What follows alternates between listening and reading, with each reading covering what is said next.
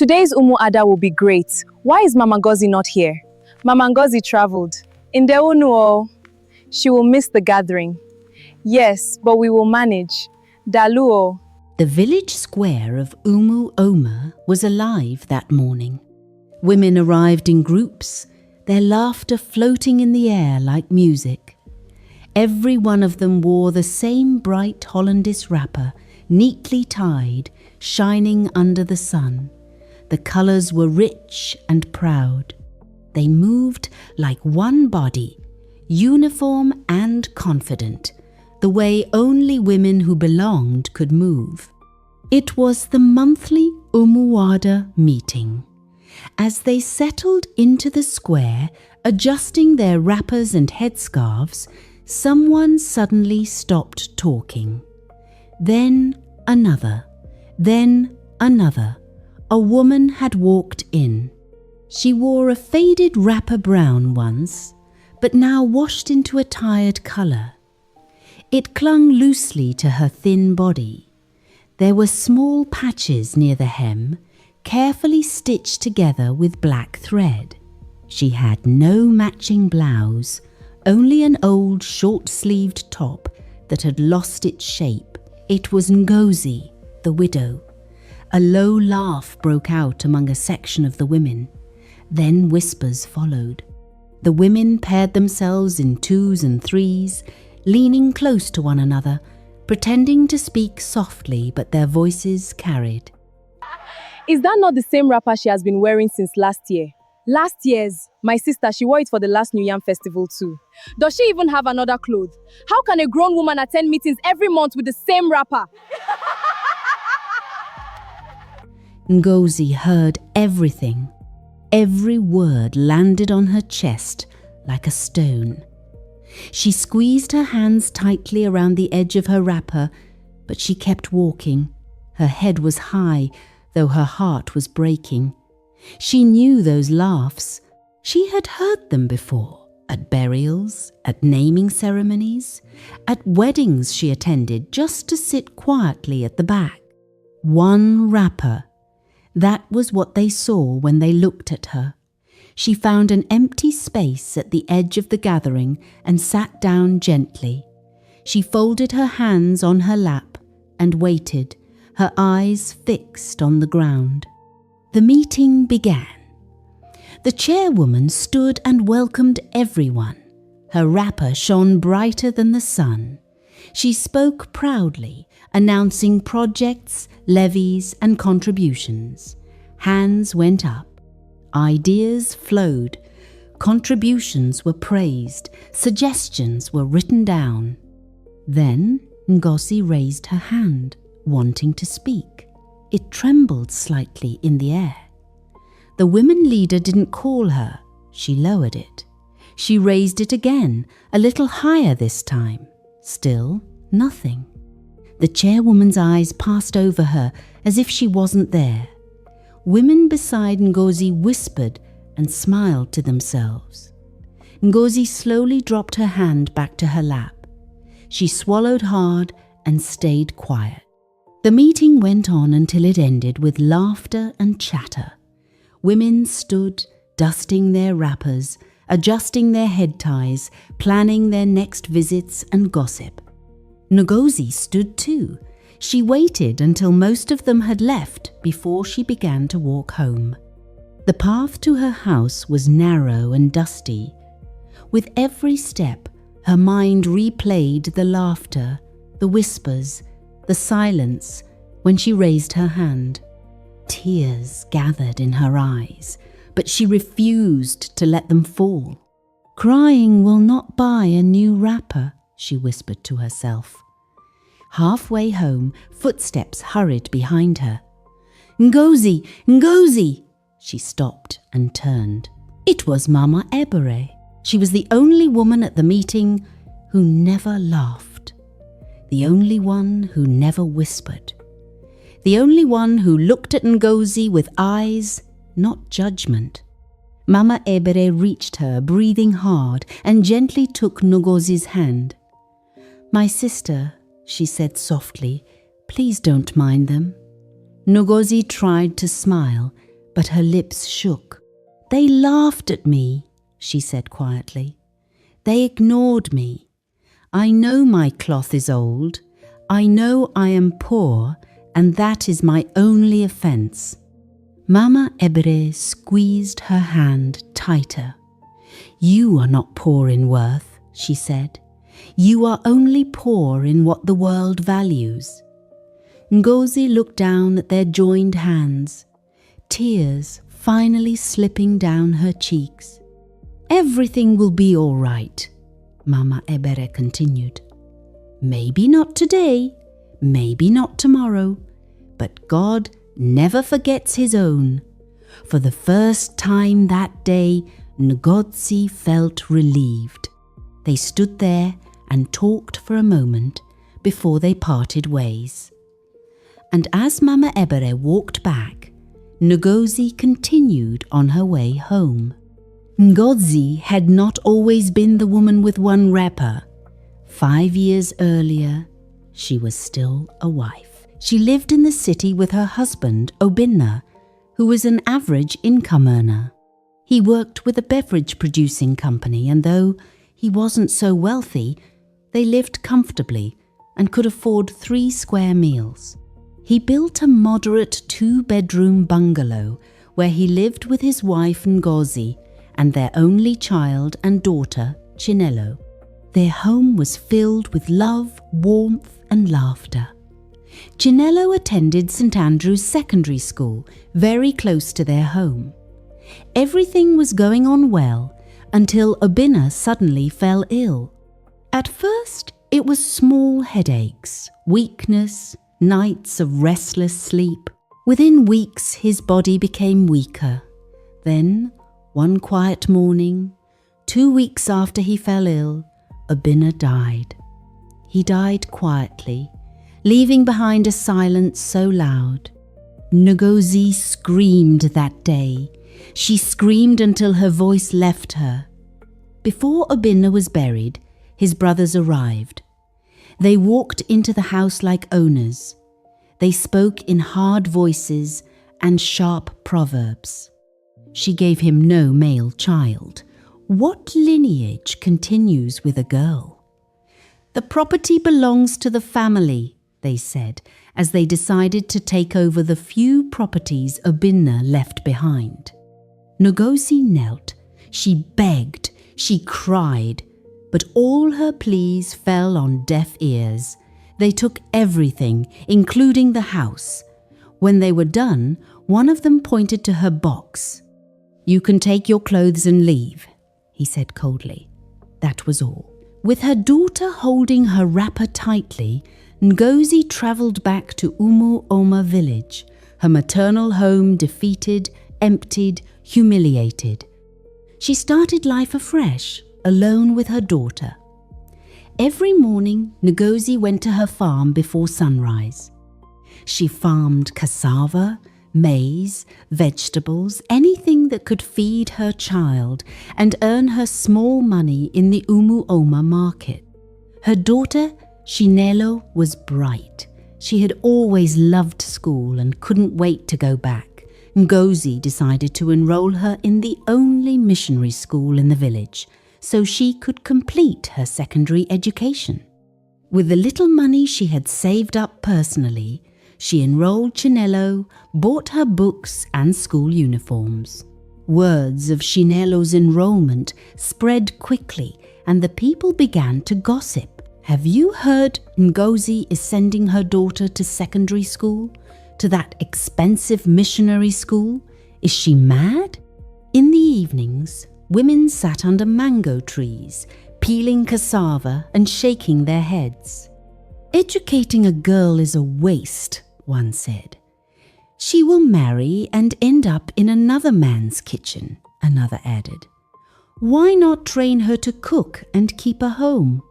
It was a known fact that the Umu Oma people didn't believe in educating the girl child, and they were unapologetic about it. In fact, Chinelo was the only girl in the school. Ngozi heard them mock her decision whenever she passed by with her hoe on her shoulder. She did not answer. The first term passed, then the second.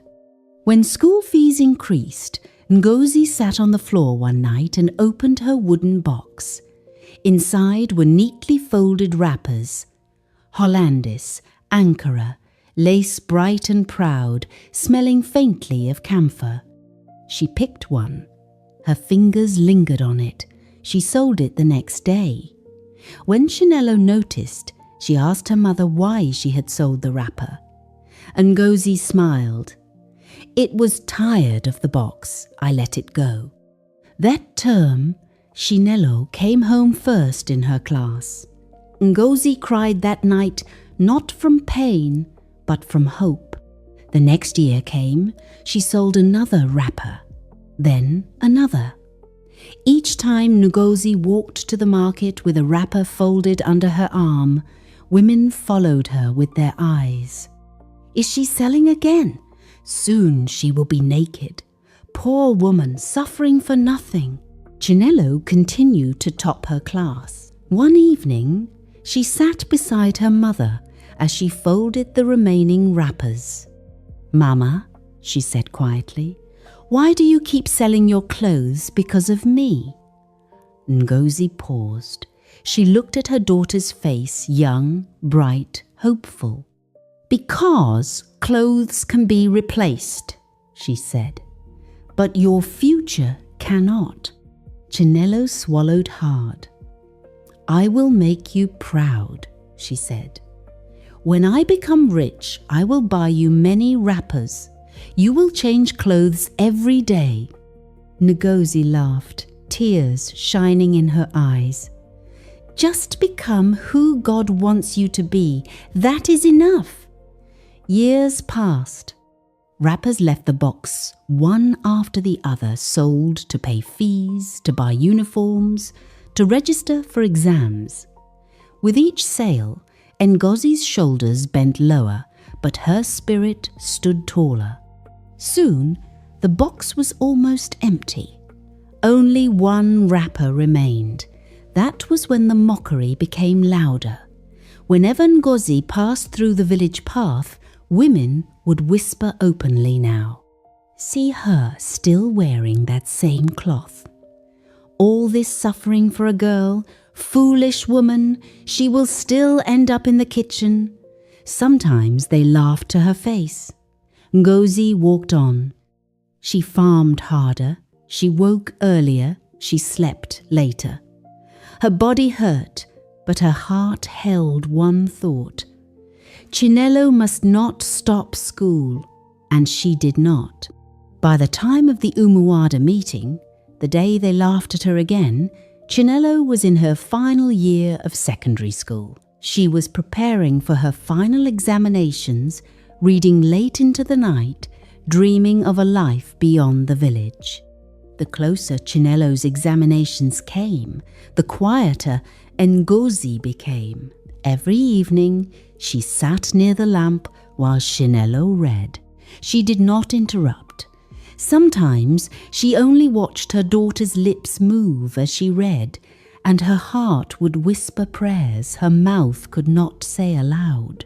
On the eve of Chinelo's first paper, the night was unusually still. Ngozi called softly, "Chinelo, my daughter, come." Chinelo closed her book and walked over. Ngozi sat on the mat, her one wrapper neatly tied. She patted the space in front of her and said, "Kneel." Chinelo knelt.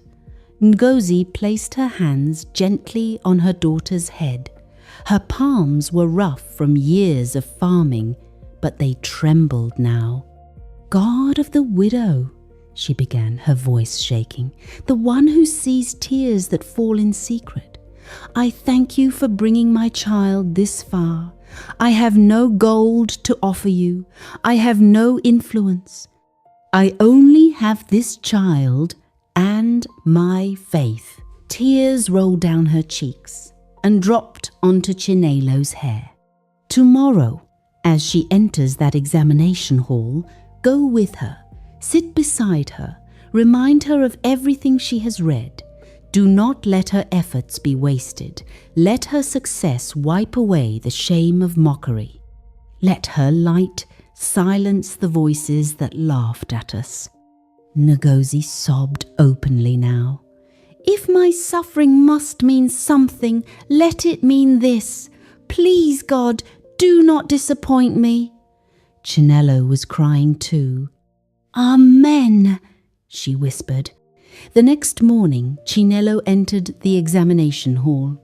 Day after day, she wrote papers. She studied between exams. She revised at night.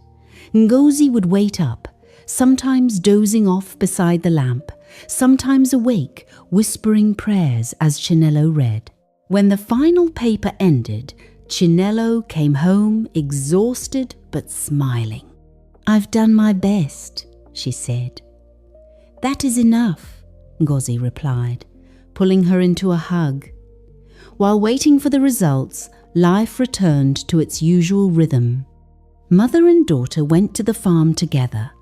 They weeded, they harvested, they laughed over small things. 2 months passed. Then one afternoon, as the sun rested lazily in the sky, footsteps entered their compound. Ngozi looked up from where she was peeling cassava. A man stood there, dressed neatly, carrying a small bag. It was Mr. Williams, one of the missionary teachers. Ngozi's heart skipped. Good afternoon, sir, she said quickly, standing up. Good afternoon, he replied, smiling warmly. They welcomed him inside, offering him a wooden chair. Ngozi's hands shook as she poured water. Mr. Williams looked from mother to daughter, his smile widening. I came with good news, he said. Chinelo, your results are out, he continued. You had the best result in the entire school. Silence. Nuzi stared at him as if she did not understand. The best? Chinelo whispered. Yes, he nodded. And because of that, you have been awarded a full scholarship. Ngozi dropped the cup in her hand. To study any course you choose, Mr. Williams added, in any university of your choice in the big city. Ngozi let out a sound that was half cry, half laugh. Chinelo screamed and covered her mouth. They turned to each other and collapsed into a tight embrace. They cried. They laughed. They cried again. My wrapper did not go in vain, Ngozi sobbed. God, you did not forget me. Chinelo held her mother tightly. I told you, Mama, I will buy you many wrappers. I will change your clothes every day. Ngozi shook her head, tears flowing freely. Mr. Williams watched them quietly, his eyes moist. Chinelo chose to study medicine and surgery. When the admission letter arrived, Ngozi held it like a sacred scroll. She traced Chinelo's name with her finger again and again, afraid it might disappear if she blinked. Dr. Chinelo, she whispered, tasting the words slowly. Chinelo left for the city with a small box of clothes, books, and a heart full of promises. The bus carried her away from the village dust, while Ngozi stood by the roadside, waving until her eyes could no longer see. Life returned to silence. Ngozi continued with her farm. She attended village functions, burials, weddings, meetings, always in the same wrapper. Whenever she walked into gatherings, whispers followed. She is still wearing that cloth. So her daughter is in the city now. Will that change anything? A foolish woman, spending all her life savings on a girl. Ngozi heard them all. She folded her wrapper tighter and sat quietly. In the city, Chinelo studied like her life depended on it, because it did. Long nights, sleepless mornings, tears over anatomy books, silent prayers before exams. Whenever she visited home, Ngozi's voice never failed to steady her. "Remember where you are coming from," her mother would say. Years passed. Chinelo graduated. The day she wore her white coat, she searched the crowd for her mother, but Ngozi could not afford the journey. Instead, she knelt on her mat at home, lifted her hands, and thanked God until her voice became hoarse. Next came Nisk. Chinelo served faithfully. She worked harder than everyone else. Patients loved her. Supervisors noticed her. "This girl is different," they said. When service ended, Dr. Chinelo did not wait long. She was offered a job with the federal government, placed in a reputable teaching hospital. Her brilliance could not be ignored. The girl they said would end up in the kitchen now wore a white coat and walked hospital corridors with purpose. Back in the village, Ngozi still wore her one wrapper. People laughed even more. She should at least buy a new cloth now. Her daughter has forgotten her. All that suffering, what did she gain? Ngozi did not answer. 3 months after Chinelo began work, life in the village moved as usual. A beautiful Toyota Camry entered the village one cool morning. People paused and stared. The car stopped in front of Ngozi's compound. The driver stepped out and opened the back door. A young woman came down. For a moment, Ngozi only stared. Then her heart skipped.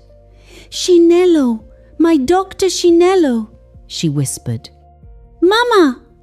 Chinelo dropped her bag and ran into her mother's arms. Ngozi screamed a cry that carried years of pain, sacrifice, and waiting. She held her daughter tightly, touching her face again and again. "You have come back," she cried. "My child, you have come back." The driver quietly opened the boot and carried out some boxes, carefully packed with wrappers. Beautiful, expensive wrappers. People began to gather not because of noise, but because something sacred was happening. Chinelo knelt before her mother. "Mama," she said, her voice breaking, "you sold everything you loved so I could become who I am today. You sold your pride, your beauty, your comfort. You wore one wrapper so I could go to school and be great." She picked one wrapper from the box and placed it in her mother's hands. "This is for every night you cried alone. This is for every insult you ignored.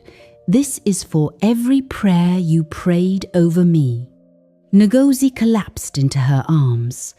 "My suffering did not waste," she sobbed. "God did not forget me." The women who once mocked her stood in silence. No laughter, no whispers, only regret. Months passed. Ngozi changed. She began to dress in very beautiful and colourful clothes. Her home was rebuilt simple, strong, beautiful. Then Dr. Chinelo did something the village would never forget.